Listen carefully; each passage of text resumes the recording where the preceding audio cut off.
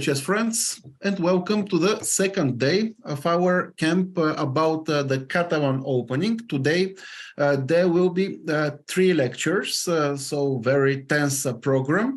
And before we start, I would like to make an important announcement. You know that this night in Europe, the time will change, but you will follow the Paris time. So we start at tomorrow at 5:30 Paris time. It will be GMT +2, but it will be Paris time.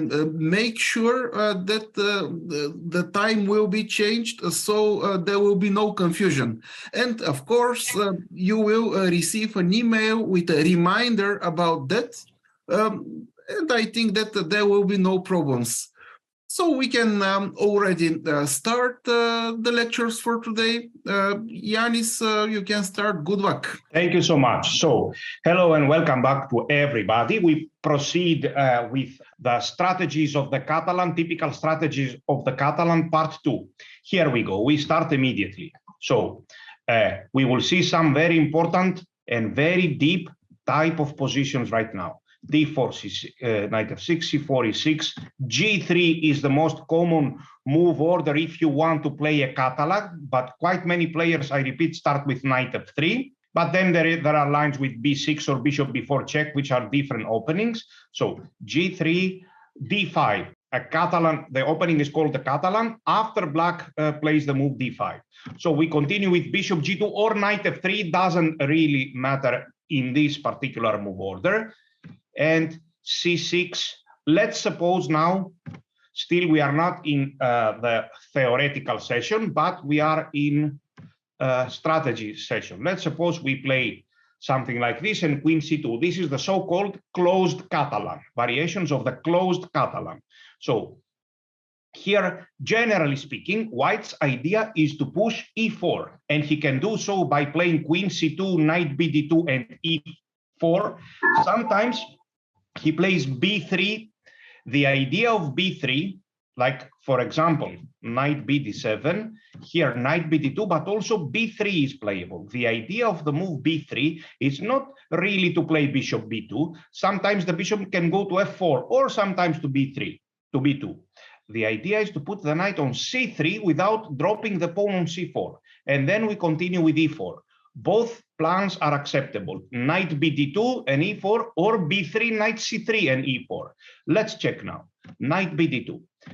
First of all, I would like to say that for black, these variations, the closed Catalan is of course a playable variation, but a very impractical system. Somebody with the black pieces has to be a real expert in order and know very well concrete theory in order to get away from such a position. If black just comes to play chess with natural looking moves, even if his rating is like 2500, then he will most likely end up in a much worse position.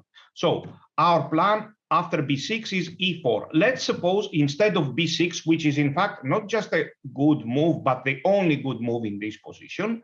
First of all, you will find many weak players that in this particular position playing random moves like this one, rook e8 or h6 or such moves. These moves are a very big waste of time. White's plan is extremely simple, queen c2, knight bd2 and e4.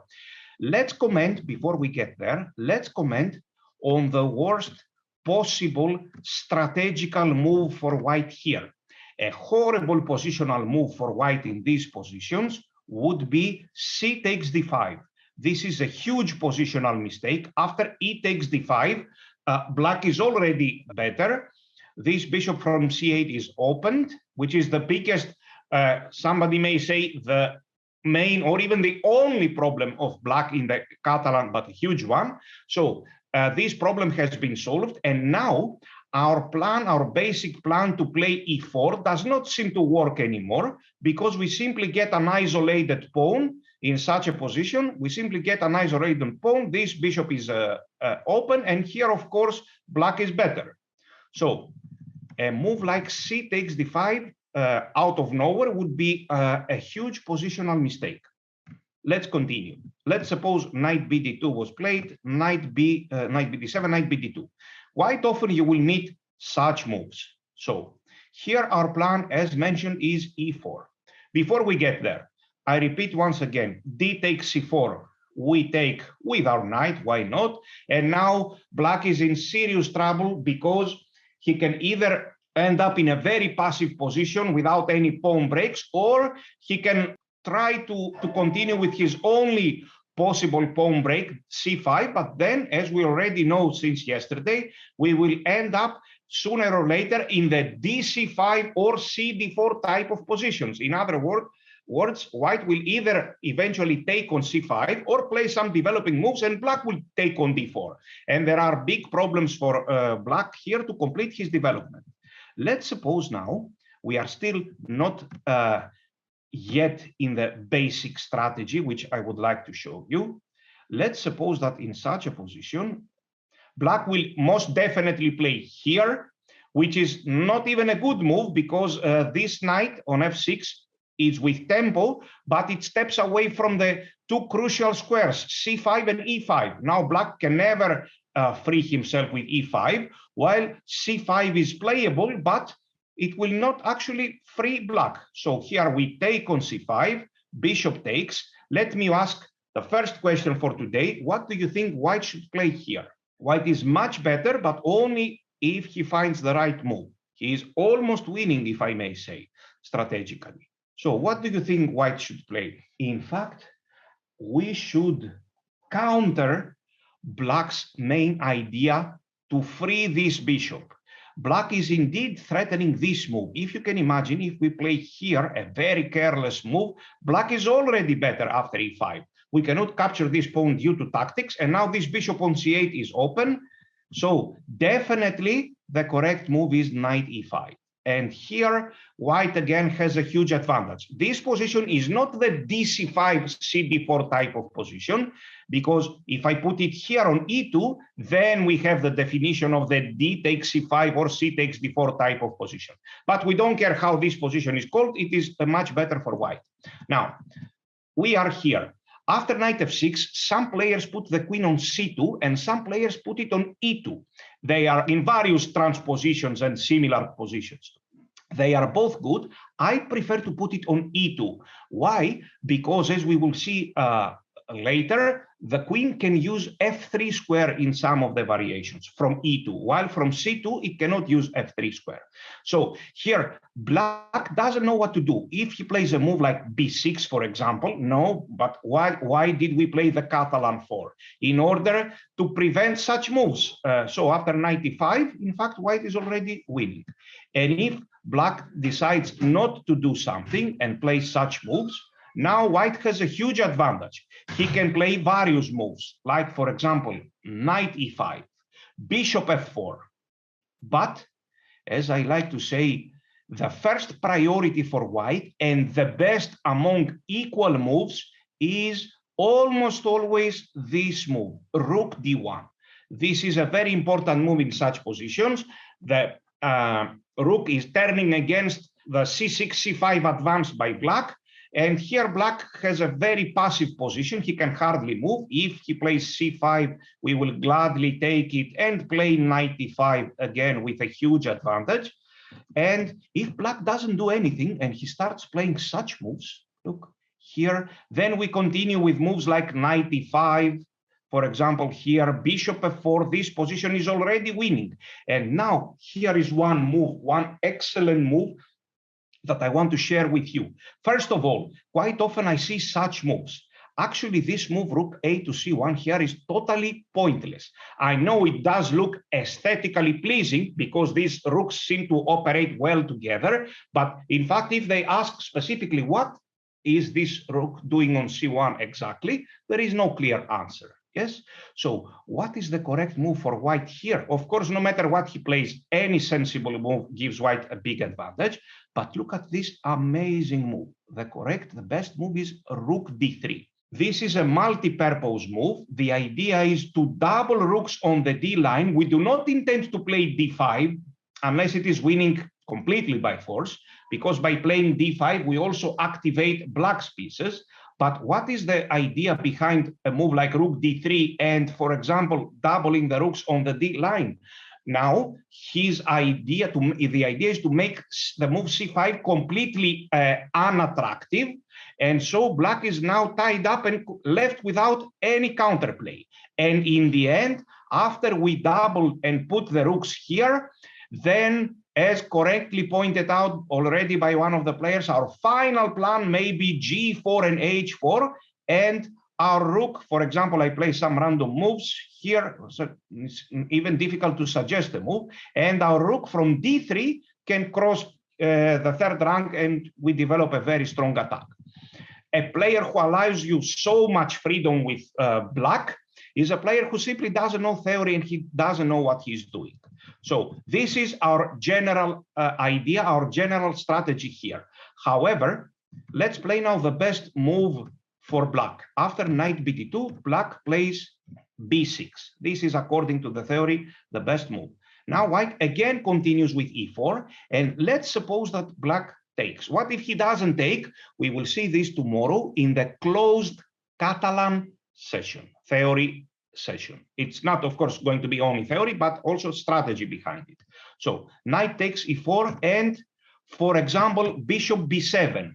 Our task is to prevent black from breaking with c5. However, even if he manages to break with c5, we will see that this doesn't always solve his problems, and he's still worse.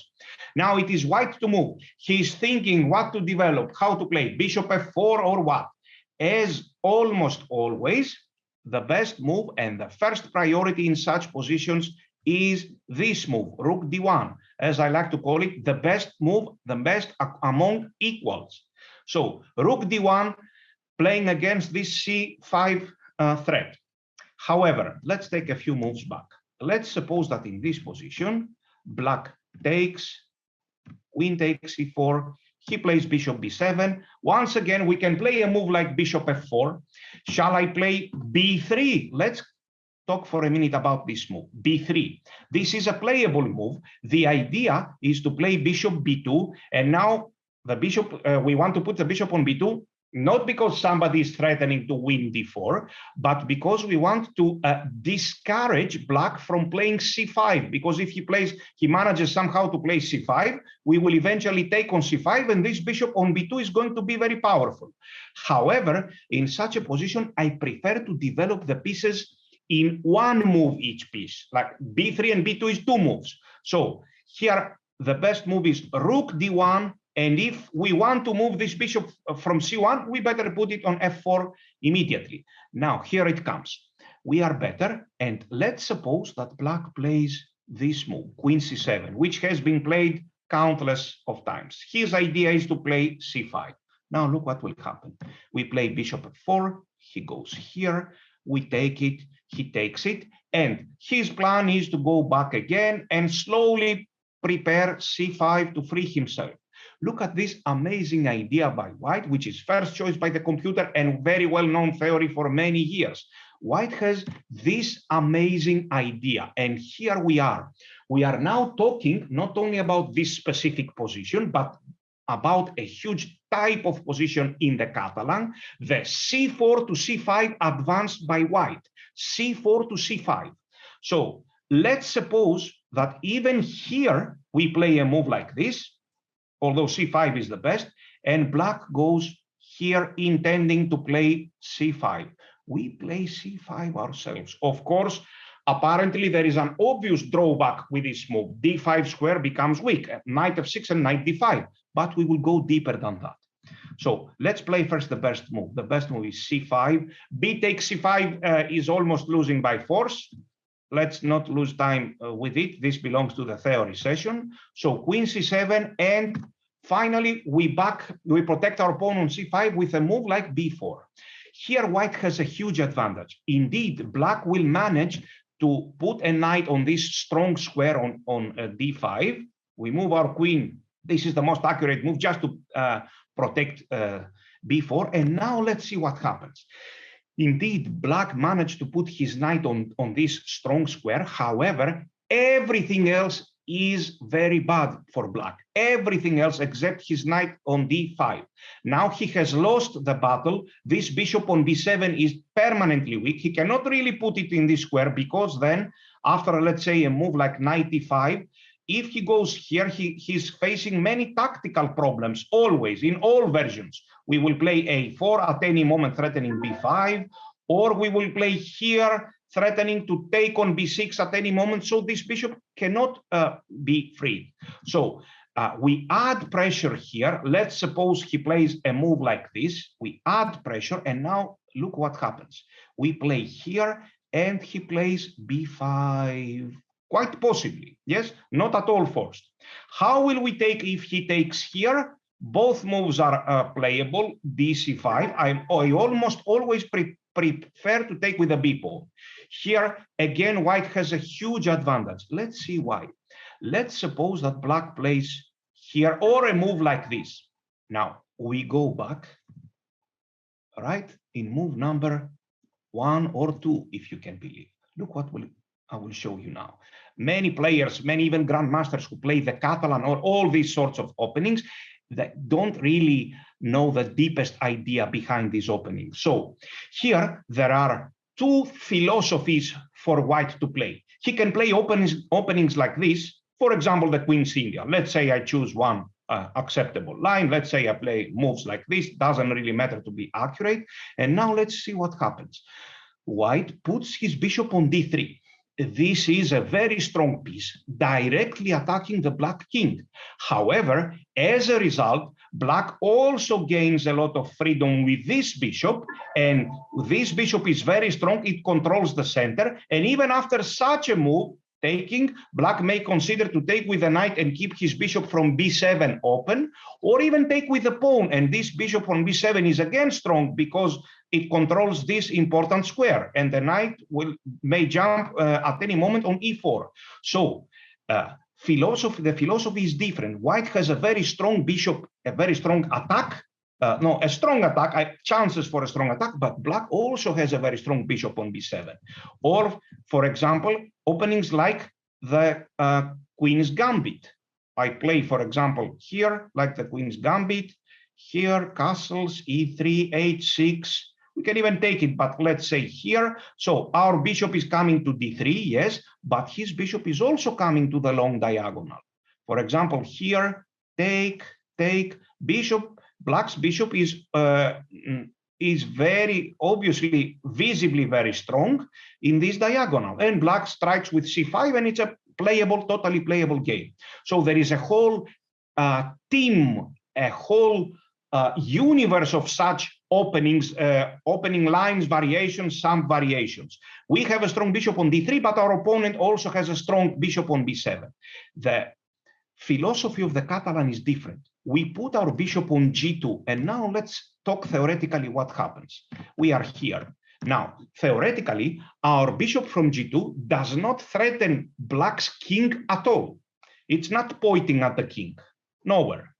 However, our deep idea is to make the life difficult for this bishop. Yes, sometimes we succeed, sometimes we do not succeed, depending on who we are playing. Of course, if black plays perfectly, the game is a draw. But if we consider that black plays a bad game, he doesn't play accurate moves, then look what happened. He may end up in positions like this. For example, here, the one that we have mentioned, and now look what happens.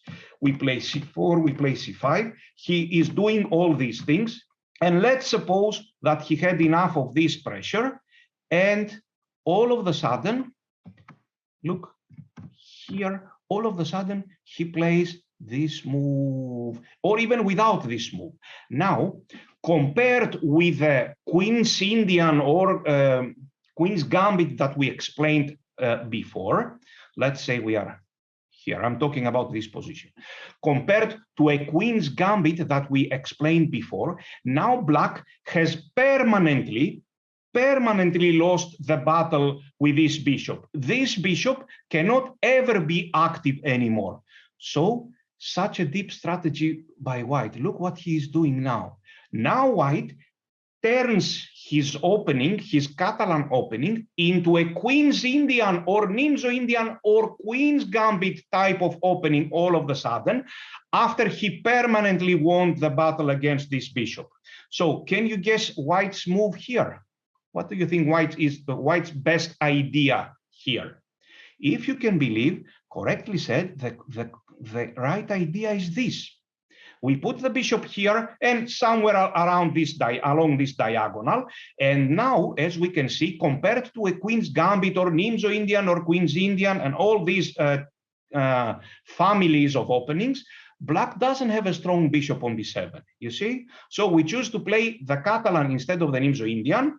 And after some time, we also turn the Catalan into a Nimzo Indian.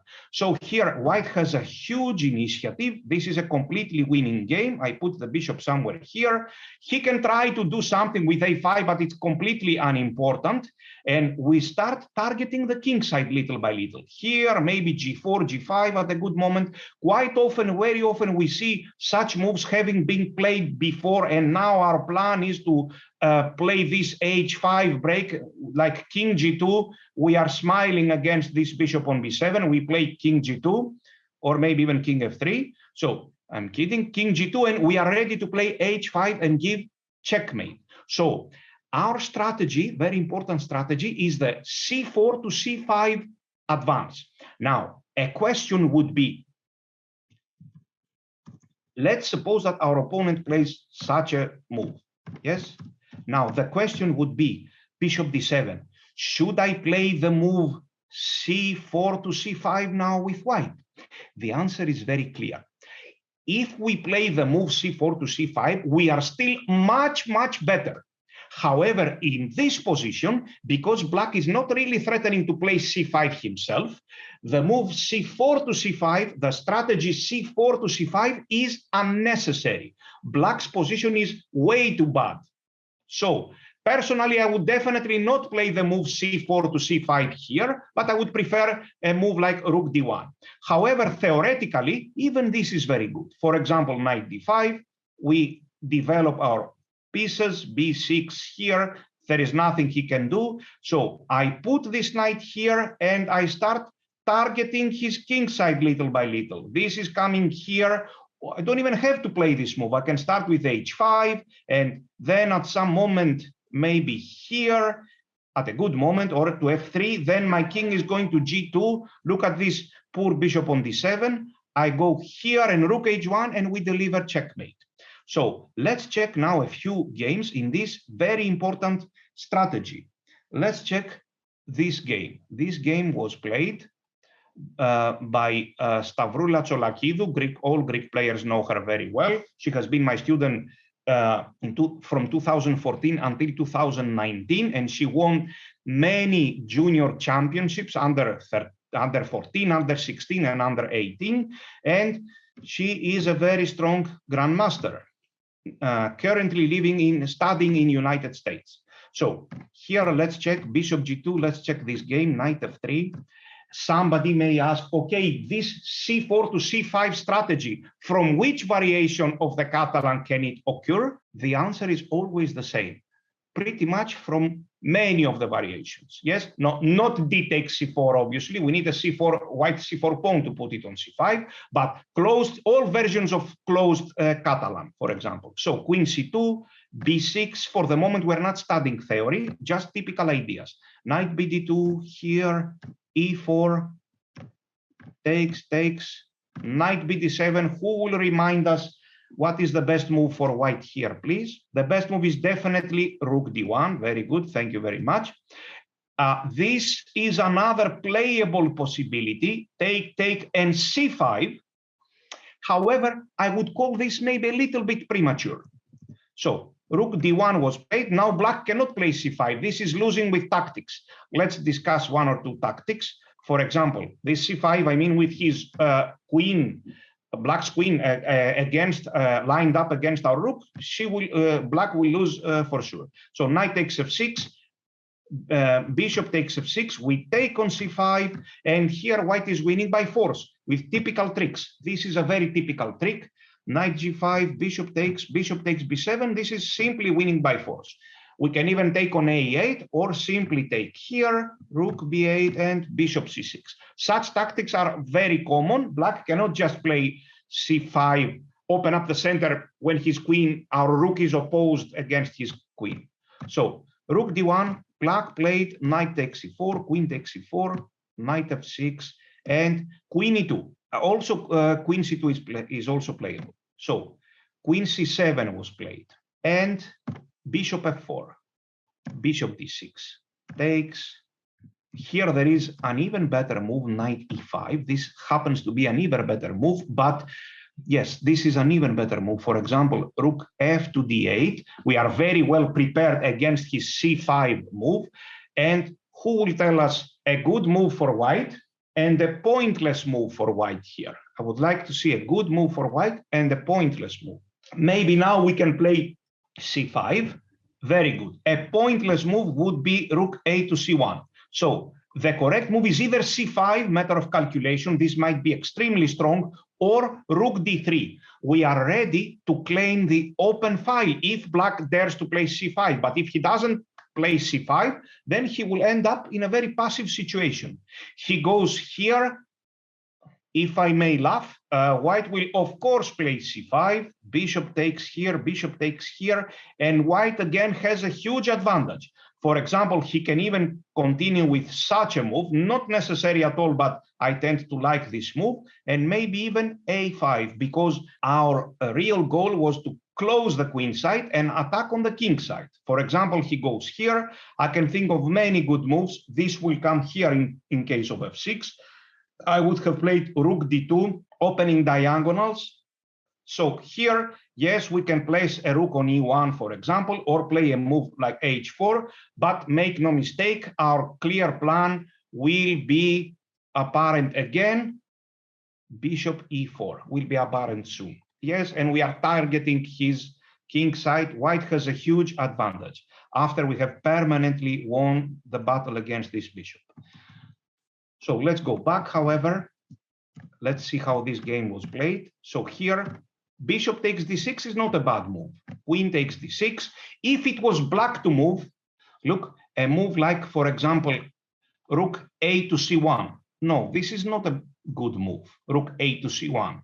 This is a good looking move, but it doesn't have very deep real meaning. Black will play c5. And dc5, queen takes c5, and this position might be very slightly better for white. Nothing much is happening now.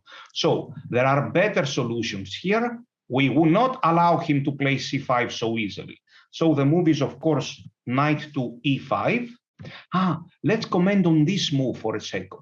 c5, is it worth it to give a pawn like that and then put the rooks in the game very fast? No. This move c5 is a mistake. This is play for a draw. Black, what do you think black will play? We learned already yesterday, if we are to suffer with the black pieces, at least we do it for a reason. Yes, so of course we will capture c5. This is not the time for black to be ashamed, you know, and to be shy. He will capture the pawn, because if he goes back, the worst kind of game.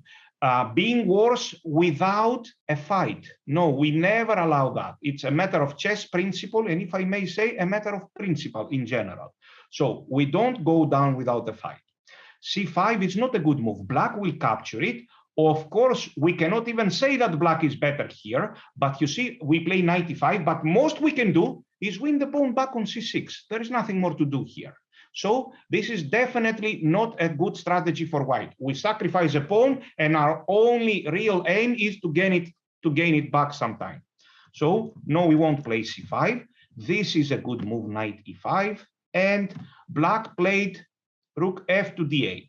Let's comment on this move, queen c7. So when we play c4 to c5, we are not doing this for fun or to show superiority. We are doing it because it is necessary, because it is the best move. And yes, indeed, black is threatening now to play c5 himself. So definitely the best move is c5. This would be once again a total waste of time because of c5. Another playable move would be b4, but I will tell you why this move is in fact a mistake. The idea of b4 is that after c5, we play like this and we play b5. But let me tell you now some very important rule, very deep rule. Listen, please, pay very close attention. I have seen even grandmasters making this mistake and ruin games. Listen, in this position, we can choose, yes, b4 is a good move, and in fact, it helps me to give you an important hint. It's a playable move. We have two ways. We can play b5, and if he goes c5, we take dc5, dc5, and b5, as we have already mentioned, or we can play in a classical way, c5. Listen carefully, please. We always prefer, if we have to choose between two advantages, we always prefer the classical advantage and not an unknown advantage which is based in calculation. So here, the move b4, even if it is good, objectively, it is bad. Why? Because there is c5, a classical move leading to our advantage. So b4, for example, it is giving extra possibilities. How about this move all of a sudden? Yes, possibly a3, but are the plans working now? Who knows? So in fact, the correct move is c5. And what is the conclusion? If I have to choose between a classical advantage and an advantage of my own, which it's based on calculation, I prefer the classical advantage, always. You should prefer the classical advantage. c5 is a classical advantage, b4 is probably good.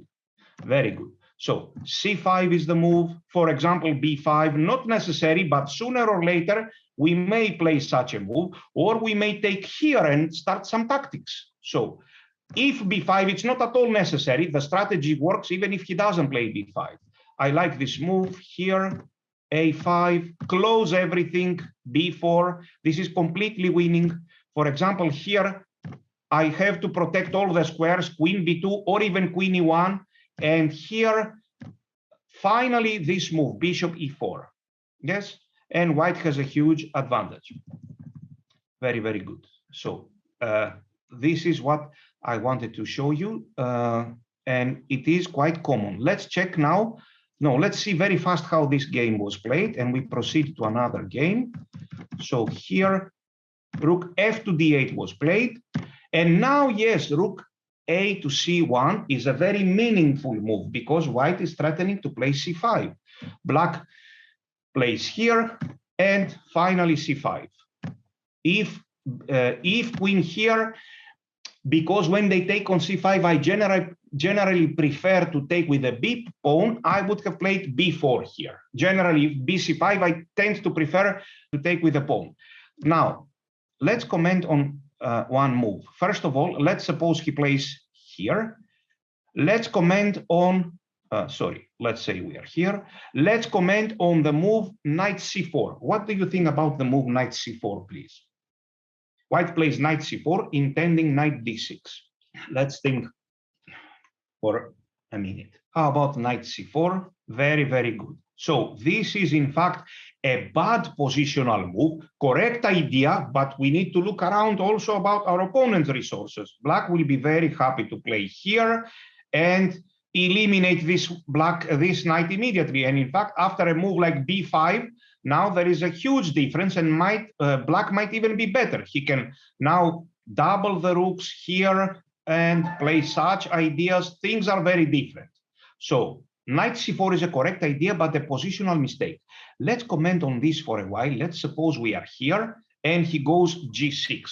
If I am not mistaken, I'm not 100% sure, but let's say 80% sure. I think it was Kasparov who said that in this type of positions, it is better for white to have exchanged the dark square bishops so that this d6 square, this particular square, is weak. Personally, I also find it more, I understand, of course, what the super grandmaster is saying, but personally, I find it more attractive to also have dark square bishops. Imagine this position with a bishop on d2 and a bishop on e7. We don't have the idea on knight c4, knight d6, but we have ideas with h4 and h5 and bishop e4. Anyway, let's comment on this move for a while. knight here. Let's suppose he plays a move like this, neutral move. Now, the question is knight d6 a good move, or he will sacrifice the rook? I will tell you. This is strategically a very good move. What I'm saying is irrelevant with the Catalan. It is kind of relevant. No, because quite often you must feel free to play a move like rook d6. Black needs to sacrifice sooner or later. He cannot stay with a knight, tolerate a knight there for too long. And look here, I will tell you an important principle, very important, which is not in the books. It may take a couple of minutes. But it's important. Now look at this principle. Hear me out. When there is a different number of pawns, there are many ways to have a different number of pawns. For example, I sacrifice 2 pawns. So I'm 2 pawns down. We have different number of pawns. Or I have a rook for a knight and a pawn. You see here, black has a pawn up. Rook and so by some or 3 pawns for a bishop. We have in the board different number of pawns, yes, in various different ways. 3 pawns for a bishop. So black has 8 pawns, white has 5 pawns and a bishop. One thing that is helping us, very important rule, one thing that is helping us to make a good evaluation of the position is to look at the extra pawn, locate the extra pawn or the extra pawns, and see how useful they are within the very next 5, 6, 8 moves.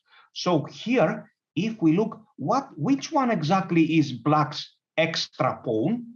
It's lost somewhere between c6 and e6. We cannot even clearly say which one is his extra pawn. We can say that black has 1, 2, 3, 4 against 1, 2, 3.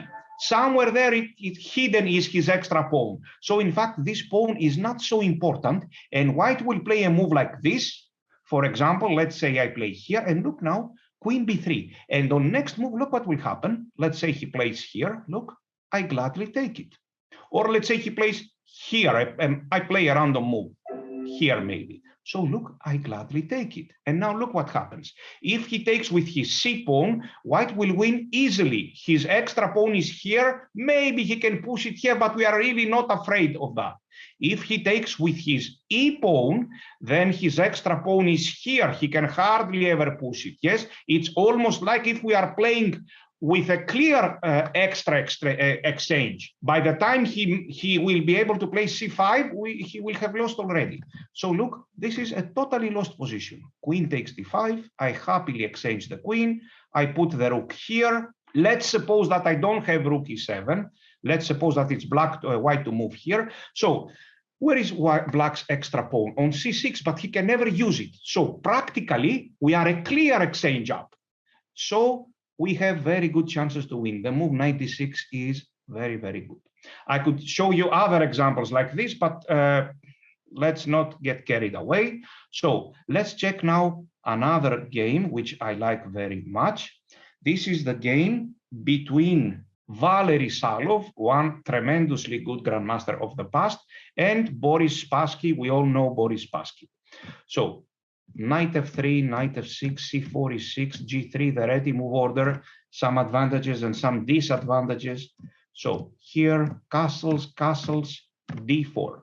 We are talking about the c4 to c5 strategy, very important strategy in the Catalan. Can I play this strategy for sure? Will I get it in my games? Well, because it is almost always an advantage for white, a small or a big one, that means that your opponent has to go wrong somewhere and to allow you to do it. But you see, even Boris Spassky fell victim of this strategy. So here, rook d1, yes, knight c3, e4, and black takes. Quite often, players with the black pieces prefer to take with a knight, because sometimes if d takes e4, if they take with a d pawn, there is also this additional possibility. So this possibility is ruled out if black takes with a knight on e4. So when he takes d takes e4, before we capture on e4, we don't do it automatically. We will consider such moves and such moves even.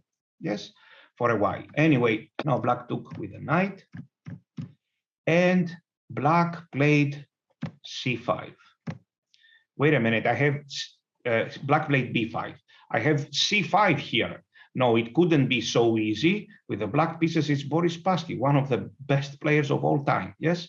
So b5, of course, white cannot play c5. What happens if white plays c5, please? We will lose a pawn after c5. Black will take it, unfortunately. Otherwise, white would have been much better.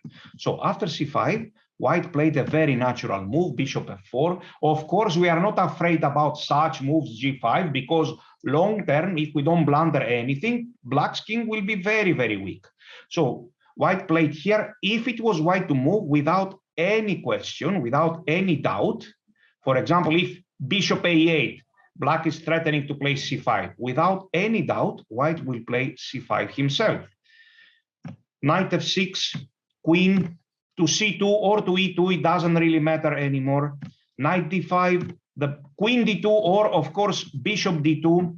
Allowing this is too much. Yes, if you remember, this is allowed if we have, for example, here, this is too much. I believe still white is better, but I don't see any reason to allow that. This is good when there is a pawn on e2 somehow, and we can put it here on e3. Okay, so here the move is queen d2 or maybe even bishop d2. Let me continue for a few more moves. For example, bishop f6. I'm not in a hurry. Let me relocate my rooks. He goes here. Let's say b4, just to stop any a5 ideas. It's impossible for black to find the plan. All of a sudden, we play knight e5 or h4. He plays a move. Now, this is acceptable, bishop g5. This is acceptable, knight g5, knight to e5. And finally, after some preparation, the bishop will come here and we will continue with h5, h takes g6 with a huge advantage. So let's go back now to c.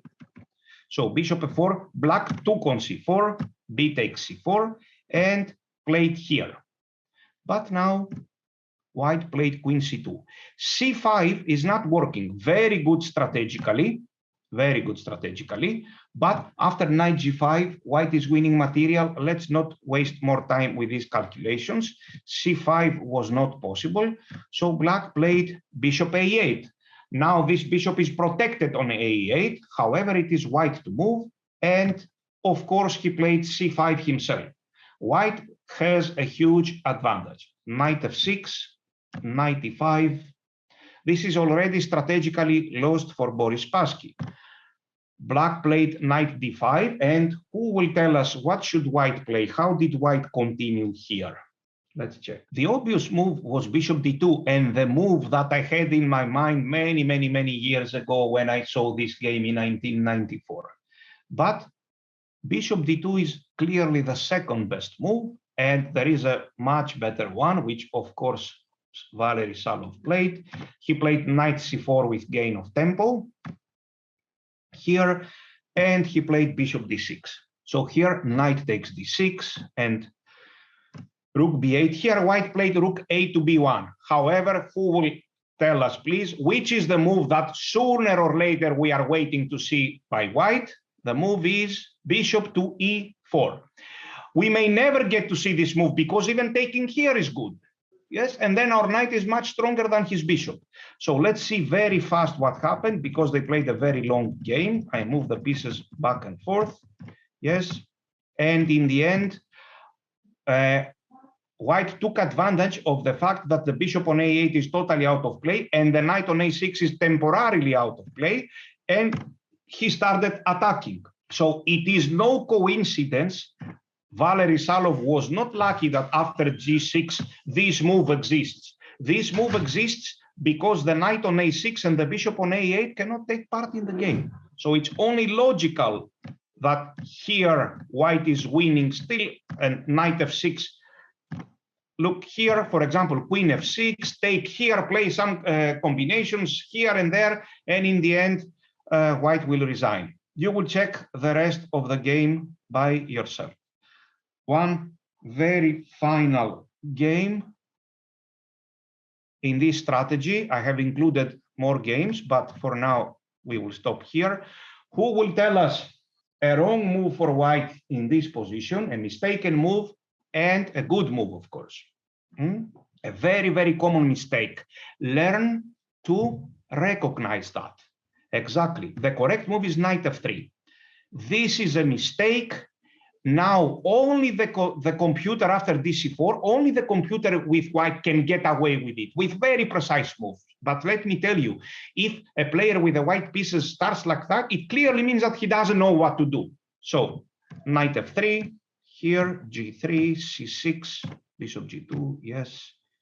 If you want to avoid complications, be my guest and play queen c2 here, or even knight bd2. If you want to avoid the whole dc4 story, whenever you see c6, just play knight bd2. Yes, many grandmasters do so. So bishop g2, it's not a scary move, this dc4, but it is playable. Let's check what happened. Queen c2, here, rook d1 or b6. I have played so many times these positions. If I count Bleach games, if I count them, they are countless. Bishop here, knight bd2, okay, e4, this is the basic plan. What happens if black doesn't take on e4? We will see about that tomorrow.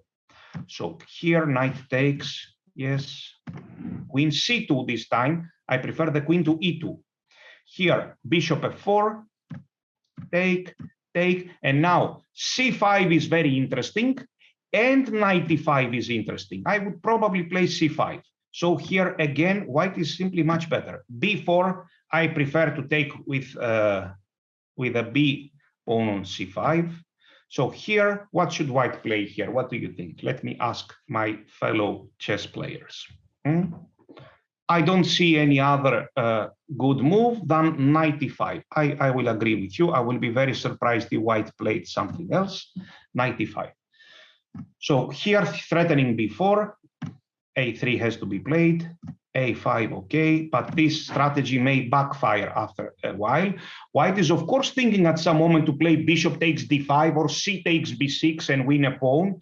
So, yes, here, white is better no matter what. A move like queen b2 is a big advantage for white, threatening here. And no matter if we go to an endgame or not, this is a very, very big advantage for white. Let me show you something like this, for example, here or here. And obviously, white is much better. Even this lazy move is much, much better for white. I wouldn't take on d5, only after very concrete calculation here. Actually, I would like to play this move because if we manage to put our knight on d6 very fast, he may not be able to even move his bishop. So here, white is again much better. The problem is not so much the rooks, the problem is the bishop, the light square bishop. So here was played, and b5, bishop e4, I like it, g6, and h4. This g6 is called hook, and we take advantage of it. How about h6? I will tell you, h6 is a playable move. However, when if black plays h6, now, surprisingly, this e5 square is kind of like a hole, like a strong square. Black can hardly ever play such a move after h6 because there will be too many weaknesses on the light squares, maybe some combinations, maybe some knight g6 idea, and generally he may get checkmated on h7. So when you play h6, this knight on e5 becomes even stronger. And when you play g6, this is very good. Here. And finally, white takes. This is transformation of the advantage. White played h5, yes, and king g2, very good ideas here. Queen d2, very typical idea also to play h6 or to play h takes g6 and rook h1, and he played h6. I'm pretty sure that this is also winning. This is all that it takes.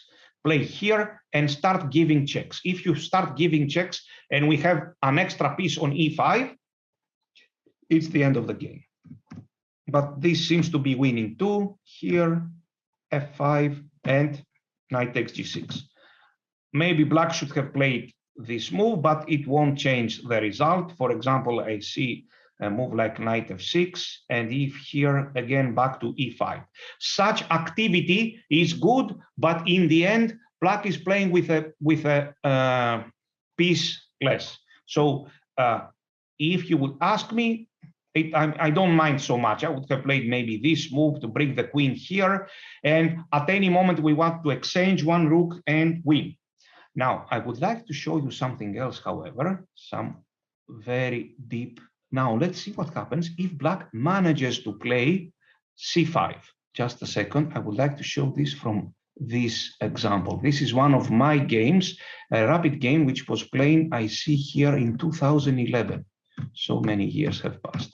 So I have the white pieces with the black pieces. It's a player of around 2300. So I played b3, here, knight bd2, e4, and we exchanged here. But what I would like to show you, no, just a second. Let's suppose that, yes. Here is this 95 rook d3. This is not my idea. Let's suppose that here, black plays this.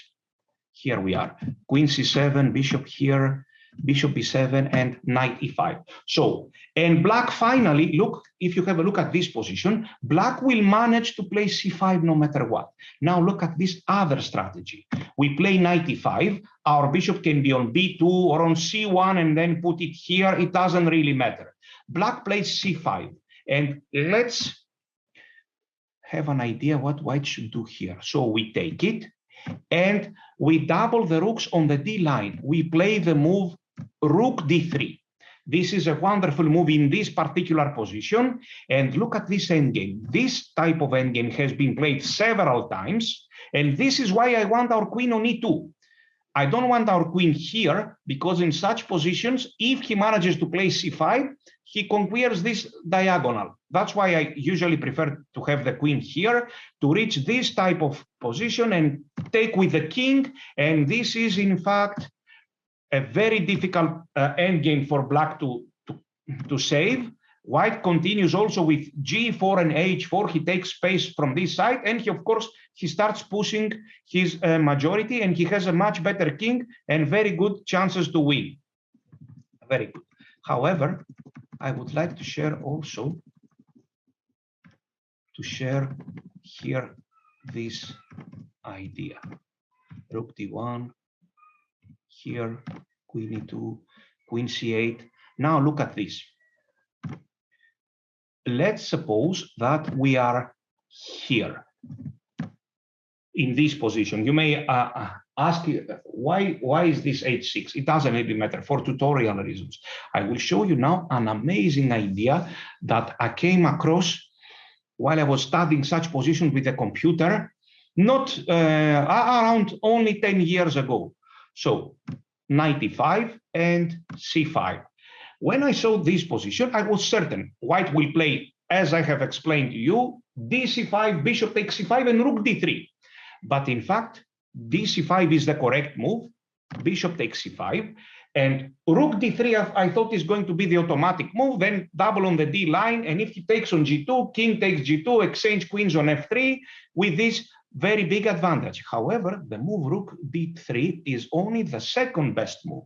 I was really amazed, and I will envy any player who manages to reach such a position and have the pleasure to play one of the deepest strategical moves I have seen in my life.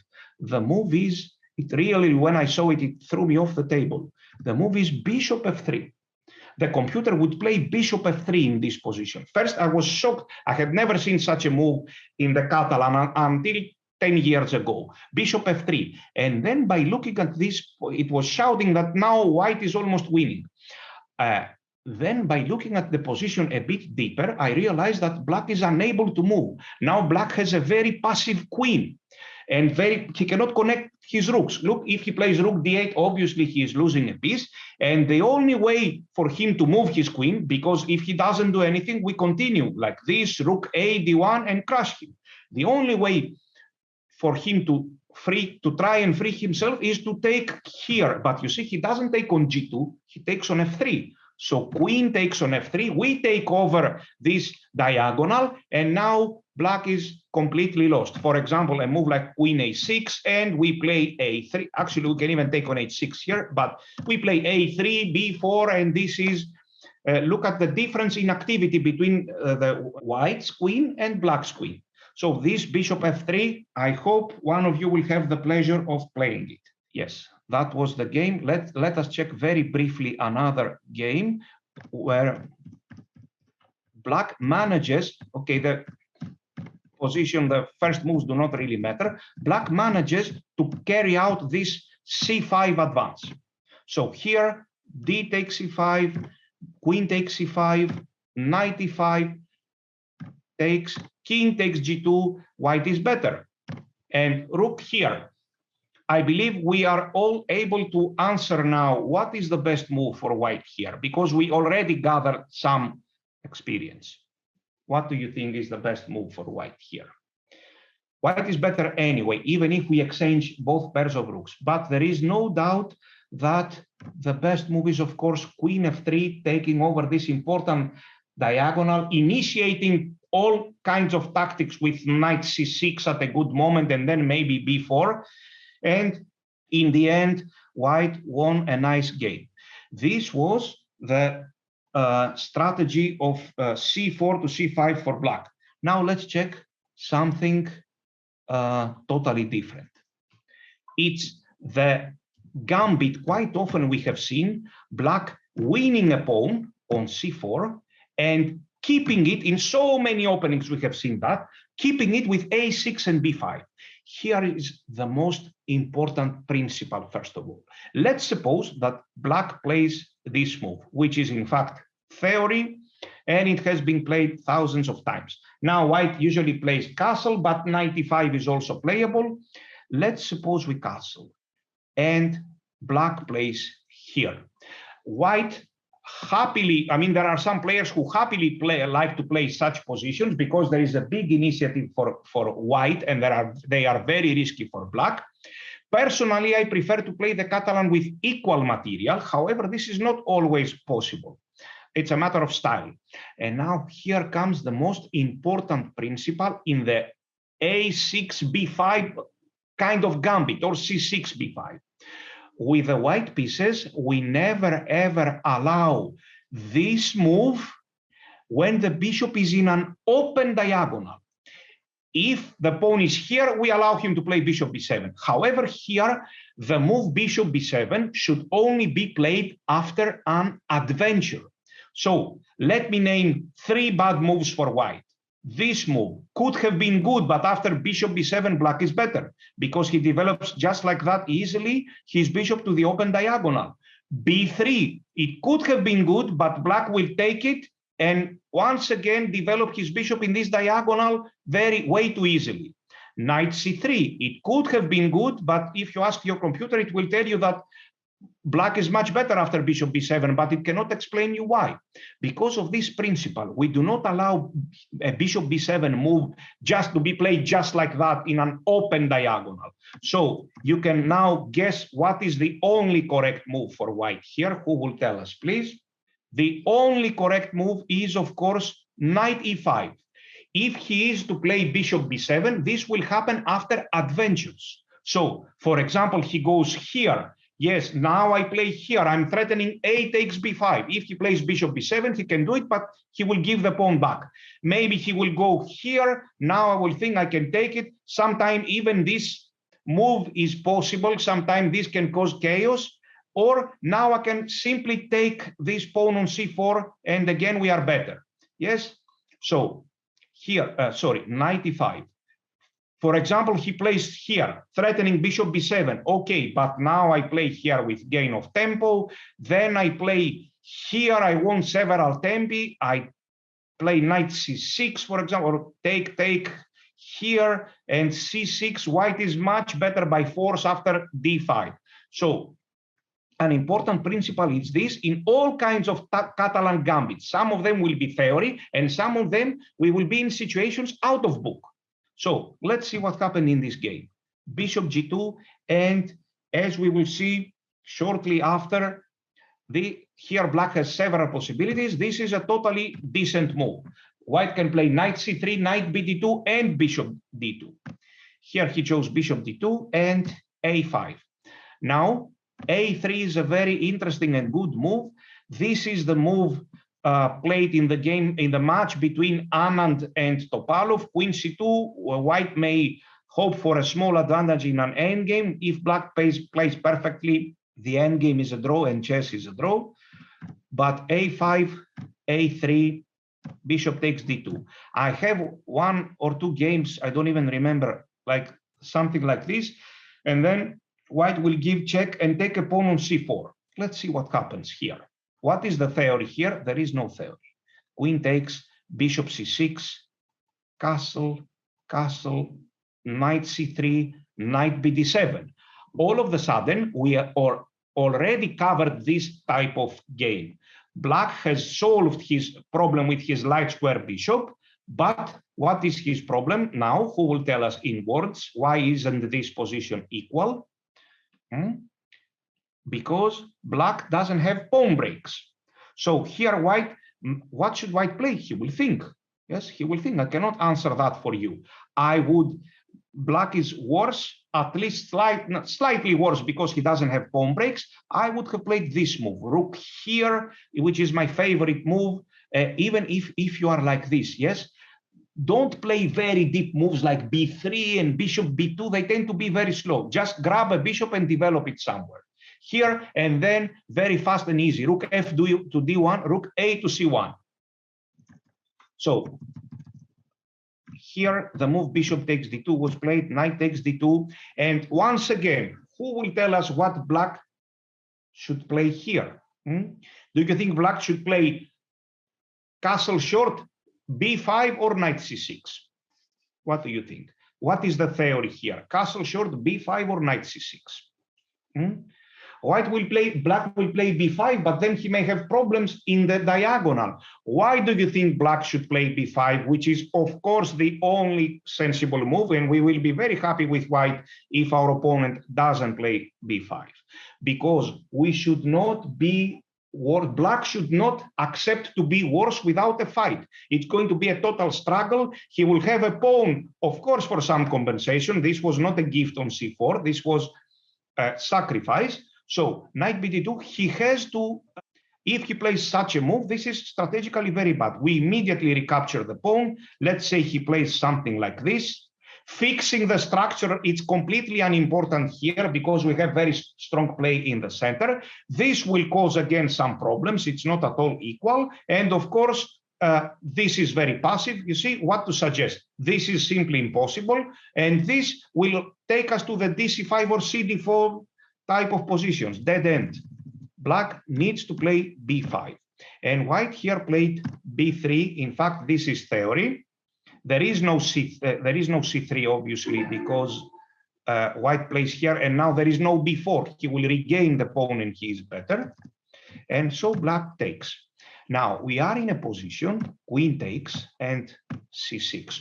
We are in a position with typical Catalan compensation, castles and castles. This position has been played various times. I also have one very good standard game myself, which you won't find in the database, unfortunately. It was played in some Greek tournament. But I also have many bleach games against good grandmasters, and I won them all very easily. Why? Because if you ask the computer, it is about equal. However, black has very difficult moves to make here. Our plan is to block his c pawn, not allow him to free himself with c5, and if we can, capture the pawn back on c6, but under good circumstances. So here, the best move is queen b2, multi-purpose move. We free this square for the knight. We are protecting this, and also we may consider such a maneuver at some point, or knight e5 and knight d3. What is the verdict of the evaluation of this position? Unclear. Compensation for the pawn. What happens if they play perfectly? Black is not winning, but white is also not winning. So knight bd7, knight d1 is playable, maybe not the best move, but playable. And here, as so often in chess, our strategy is based on who has the easier moves to make. So here, rook f to c8. Let's suppose he plays here. We may consider e4 and e5, here, what is the theory? We are already out of book long time ago. We may consider this with tempo here and this intending knight e4, or in my view, we may play knight e4 immediately. Our plan is to either paralyze him with moves like this. Look, tremendous compensation here. Black, even if he gives the pawn back, quite often he is much worse. For example, this is very problematic. We play here, there is no knight c3, we capture it. He goes back, and here I take this pawn. He takes, and look, all of a sudden, even this is better for white. Here, this is not equal, because the c6 pawn is weak, and we will be happy to play such a position for many, many moves and claim a nice advantage and a risk-free game. So objectively, with perfect play, such a position is equal, but white has great score in this line. So here, this move was played. I suppose if bishop takes d3, b takes a5. So here some moves, and rook a4. Black should try to hold on to his extra pawn, because, as I like to say, this is the only good thing about Black's position. The only good thing, but a seriously good thing about in his position, is the extra pawn. So he should try to hold on to it no matter what. Otherwise, he will lose the game. So here, he's under a lot of pressure, and he lost the pawn. Look, and what is left is ruins. This is not at all an equal position. Of course, this is an almost winning position for white. And here he sacrificed the pawn like that, just to gain some space. White took it, and he won the game. And this may answer the question, like, let's suppose that, now I don't play, of course, obviously the best moves. Let's suppose we are like that, and here, and take. This answers the question, shall we play in this position with white, as many amateur players ask, or agree to a draw? This will answer. We tried so hard. We sacrificed the pawn for the initiative. We put a lot of pressure. We took it back. Then we took an extra pawn, and all of a sudden we offer a draw here. We are forced. It's a matter of principle. We are forced, even if I don't want it. If I offer a draw here, I'm fooling myself. So this, even with perfect play, this might be a draw, which I don't believe. We will keep on playing for many hours. The same goes in such a position, for example, if we were like this. Of course, again, we will play for many, many, many hours, because this is what we can get, a risk-free advantage. And when we get it, we need to play. And this is what we say. So it doesn't matter if somebody comes and calls this a draw. Yes, is this a theoretical draw? It might be, but we will play. Or even this position. Let's say, supposedly we are here. Yes, okay. Now he is a pawn up. Black happily offers a draw. We are, of course, forced to decline it. Yes, this is what we got. We may have played very good moves so far and reached this position, but our opponent defended very well.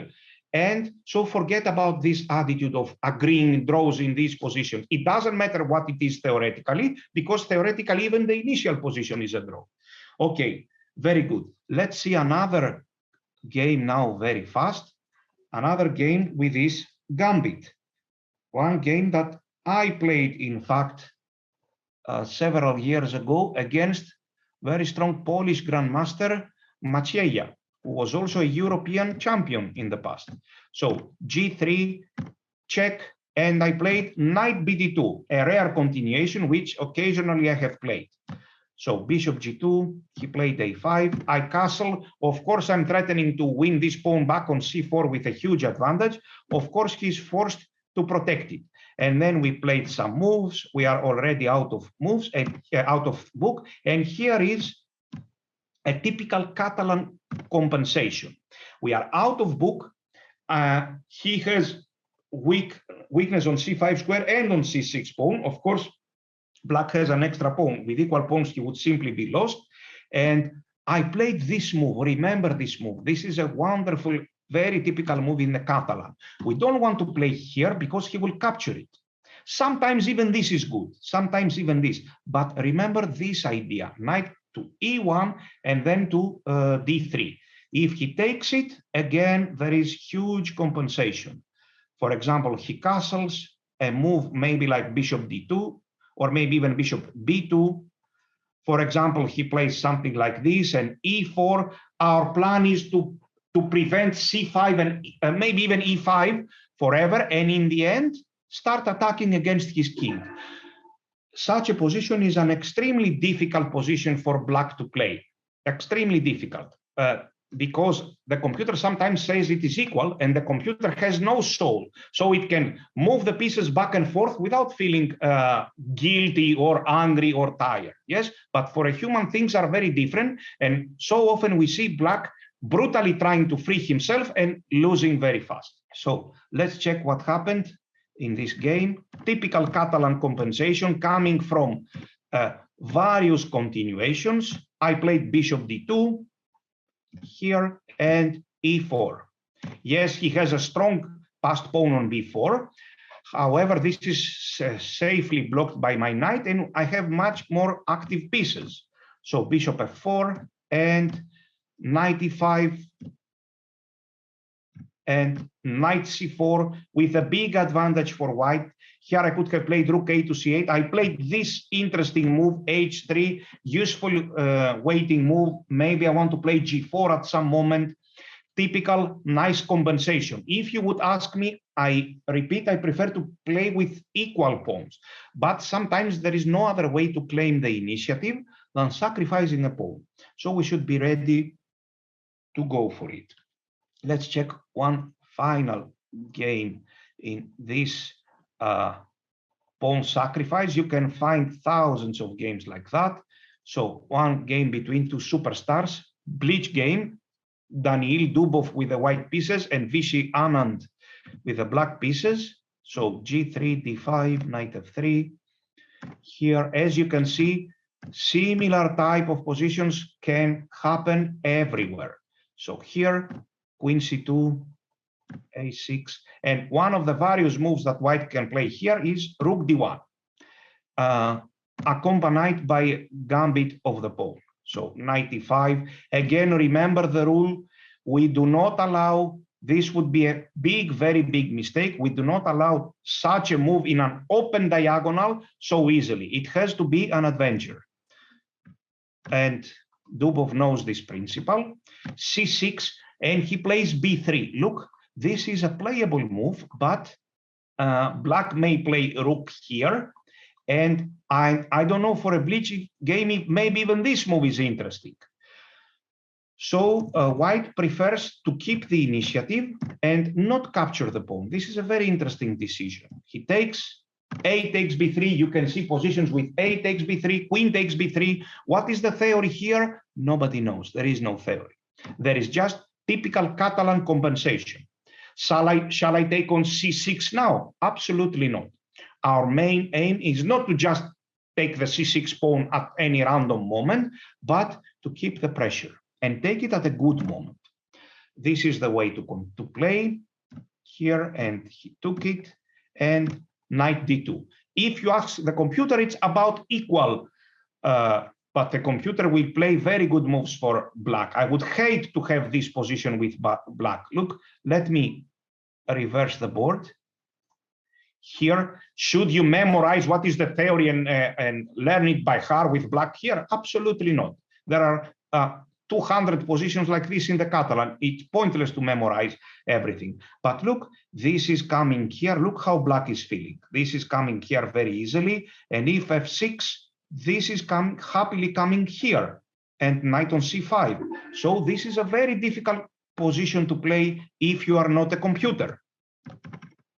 And indeed, knight d7 was played by Anand. And look, white didn't capture the pawn. He took the knight on d7.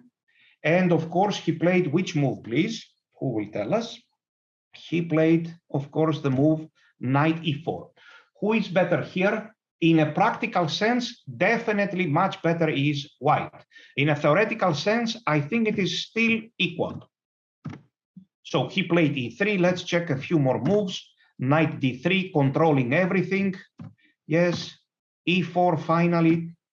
Here, d5. I don't know if this move is good. It's a matter of calculation, but he is threatening d6, however. So here, take, and indeed d6 was played, again with huge compensation. Don't forget, this kind of pressure, also like in a psychological manner, is very annoying during the game. If somebody is constantly defending, this is not easy at all. And now, let's check one final game. There is another strategy. It is kind of rare. We will see it anyway in the theory session. We will come across this strategy in various lines. Let me choose this game. So here we go. This is the game between Rager Marcus and Vallejo Pons Francisco. Very strong players, both of them. So Queen C2, B5 was played, A4, and this is the theory here, B4. White regained the pawn. Sometimes, just sometimes, Black manages to achieve both goals, to activate his light square bishop and to make a pawn break with c5. Sometimes he can do that. Then the position can get very equal. However, there is a very, very deep positional idea, the knight d3 type of position, knight d3. What does this mean? Just imagine I play a random move like this. Just imagine we will give our dark square bishop for his knight. It can be done here, it can be done here, like c5, dc5, he takes with a knight on c5 and I capture this knight. Look, very deep strategy. We will give our bishop for his knight. We will exchange the light square bishops. We do not allow him to have the pair of bishops. Look, exchange the, here, yes, let's not count. Of course, there is queen here check, but we are interested in the, so strategy, and we put the knight on d3. Let's suppose we are here. So such a position, the strategy, the knight d3 strategy. This has happened several times. We put a knight on d3. In this position, we would play other moves, of course, knight c6 or maybe queen takes d8. And we put, let's say we take here and we put the knight on d3, we block the d line and we start attacking. And this knight on d3 is very strong. And in the long run, all these squares are weak and white has winning chances. Let's check how this happened in the game. I repeat, we will check this very deep and very rare strategy also in the theory session. So black played c5 and white took on c5. You can be sure that we are on move number 12 and we are already out of book. So knight bd7 was played. Let me show you. If he takes, for example, then we take here a move like bishop g5 here and knight e5. And now, let's say take here. So white has a big advantage. And what happens after a move like rook d5? We happily take on f6. We put this knight very strongly on d3, blocking the d line, and we take over the c line. This is what happened in this game. Even if you do not achieve the whole strategy, which means you reach the totally winning position, even if you put the knight on d3 and you have a better knight against a bad bishop on e7, we have winning chances. Who remembers a very famous game in this strategy? Who remembers a very, very famous game? It's the game between, maybe it's this one, which I'm not aware of, the game between Karpov, Ribli and Zoltan Ribli and Karpov. So here, this is what they got. Of course, there are other games, like I included in the session, one game, Kramnik-Anand, for example.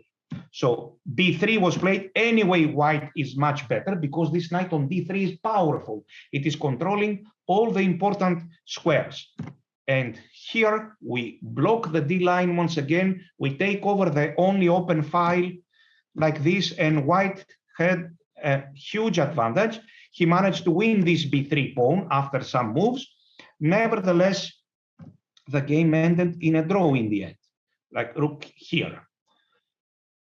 So this is a difficult strategy. We'll come to that again. Let us check now, for example, just a second.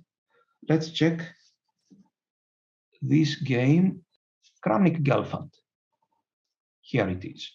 Coming from a different variation of the Catalan, coming from the open Catalan. So Queen C2, A6, A4. Can it happen after Queen takes C4, which is the other way to play? Of course it can. These are types of positions. They occur regardless of the variation. So here is one of the playable moves, Queen C2. Here, Queen D1 or Queen C1 is played so many ways for both players to play. So C5, once again, we see that Black achieved many of his goals. He activated his light square bishop and he made a pawn break. Because look, if Black plays any other move here, like this one, now things are difficult for him because we play knight C3 and Black doesn't want to just play C5 here. He wants to play C5 and keep his strong light square bishop. So look, if he plays C5, he loses this bishop. And if he plays here, he has no pawn break. So if he wants to play C5, he needs to do it right now, C5. What is the reason for a player to choose this kind of passive setup for Black? Well, because Black indeed has drawing chances, good drawing chances. That's why. So Queen takes D8. Let's check what happened. Knight BD2. Here. Knight B3. Okay. Taking here with a pair of bishops. No, we have many weaknesses. Look what happened. Something much deeper. Rook F to C1. Here. Knight F to D2. In the Knight D3 type of game, in the Knight D3 strategy, it doesn't necessarily mean that no matter what, I will execute the move Knight D3. No, it will always be at the back of my head, but my knight may be more active somewhere else. So take, and here. Please guess what Kramnik played in this position. What did Kramnik play here? What do you think? With the white pieces. Of course, the first thing to do is we need to get rid of our dark square bishop. Now that he moved the rook from D8 to C8, he unpins the knight and he wants to move this knight, and our bishop from G5 will be very bad. So, of course, white takes on F6. This is our strategy. And now we want to have a better knight against a bad bishop. White played knight C4, and we see now Black's bishop is very inactive. He played knight C5, and here, after some calculation, of course, yes, after tons of calculations. Now, theoretically, White can play here with an advantage, but he doesn't really need this move. This knight D3 type of position, he doesn't really need this move. He played B4, and at any moment, if necessary, he will retreat to D3. So here, and what is his main idea? White's main idea is that Black's bishop on D8 is very passive. So White created some tactics, some tricks here with his knight, and in the end, he managed, after precise calculation, to win a pawn, and then with his tremendous technique, he won the game, knight A6. So many more moves, you will check them by yourself when you receive the PGN. Finally, let's see another game with the white pieces is young Grandmaster Andreas Kirliris, which I used to train from Greece and from Cyprus, which I used to train for several years since he was a little kid, and he's playing with Grandmaster Nikolov. Let's check now the same strategy after a totally different move order. Castles here, DC4, Queen C2, yes, A5 was played, A3, Bishop E7, Knight takes C4. White is better. There is something wrong with Black's strategy. White regained the pawn and he is better. B5, yes, he freed his bishop. However, he has a backward pawn on C5. Castles here, let's check. And all of a sudden, here, c6. First of all, we reach such a position. Please play nice, easy-going moves. In this position, what should white play? Not very difficult moves like e3 and later or such moves here while the pieces are undeveloped. No, no, no. In such a position, what would a grandmaster, what would a very good player do? Close his eyes and play the following three moves. What are the following three moves for white, please? What should white play when there is no forced play? White should put his bishop on g5, nice and easy, and then put his rooks on c1 and on d1. He will interrupt this plan only upon forceful play. So bishop g5 is, of course, the move, nice and easy. Knight bd7, he played rook a to c1 after some calculation, and then he put his rook in the center. This is how I want you to play the Catalan, and this is how I want you to play chess in general. Let's see very fast what happened. Yes, they followed this strategy. Finally, c5 was played, but white is again much better. He took over the only open file. White is happy to exchange the knights and stay with a strong knight on d3 against a banned bishop on d6. Now there is big problem. Black can hardly move, and white has a huge advantage. He won the game in the end. Last word, even such a position, we will be happy to play even this. If there is nothing better, we have already mentioned such situations in the Catalan. Yes, I have no doubt what they say, with perfect play, it's a draw, but there is still a long, long game ahead of black. So these were the very basic strategies, the c4 to c5 advance, the ideas of gambit play with a6 and b5 by black being a pawn up, or c6 and b5. We must learn not to be afraid of them. And also what I call knight d3 type of positions. So with that, within 3 hours, we managed to cover, after, I believe, up to a good extent, the very typical strategies of the Catalan. Of course, we have only started for today, and we will continue with some a bit more concrete and also very nice strategical theoretical lines. So hope I will see you soon. Thank you very much, Ioannis. So now we have a break of 30 minutes, and we resume our sessions very soon. Stay tuned. We will see each other later.